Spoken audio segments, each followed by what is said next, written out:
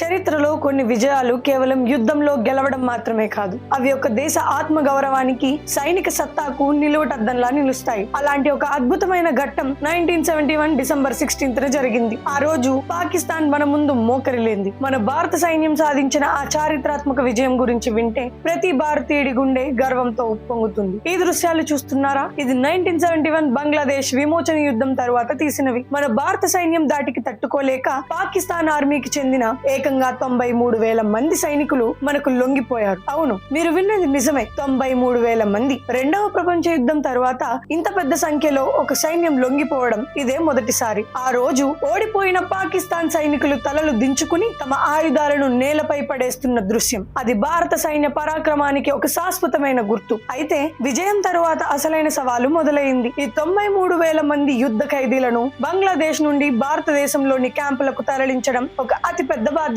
అప్పటి మన army chief field marshal Sam Manekshaw గారు ఈ ప్రక్రియను స్వయంగా పర్యవేక్షించారు. ఆయన మాట్లాడుతూ, ప్రస్తుతం రోజుకు 3,000 మందిని తరలిస్తున్నాం, కానీ వచ్చే నెల కల్లా రోజుకు 10,000 మందిని తరలించి జనవరి 15వ తేదీ లోపు అందరినీ భారత క్యాంపులకు చేర్చాలి అని స్పష్టమైన ఆదేశాలు ఇచ్చారు. కానీ మన సైన్యం చేసిన పని కేవలం వాళ్లను తరలించడం మాత్రమే కాదు, అక్కడ ఇంకా 2 ముఖ్యమైన బాధ్యతలను నిర్వర్తించింది. మొదటిది కొత్తగా ఏర్పడిన బంగ్లాదేశ్ లో శాంతి భద్రతలను కాపాడటం. రెండవది యుద్ధ సమయంలో భారతదేశానికి శరణార్థులుగా వచ్చిన 1 కోటి మంది బెంగాలీ ప్రజలను తిరిగి వారి దేశానికి సురక్షితంగా పంపించడం. ఒక్కసారి ఆలోచించండి, ఒకవైపు శత్రు సైనికులను మానవత్వంతో చూసుకుంటూ మరోవైపు లక్షలాది మంది నిరాశ్రయులకు అండగా నిలవడం. ఇదే మన భారత సైన్యం యొక్క గొప్పతనం. ఇది కేవలం సైనిక విజయం కాదు, ఇది మానవతా విజయం. ఈ చారిత్రాత్మక విజయం గురించి మీకేమనిపించిందో కింద కామెంట్స్ లో చెప్పండి. మన సైనికుల ధైర్యానికి సెల్యూట్ చేస్తూ ఈ వీడియోకి ఒక లైక్ కొట్టి ప్రతి భారతీయుడికి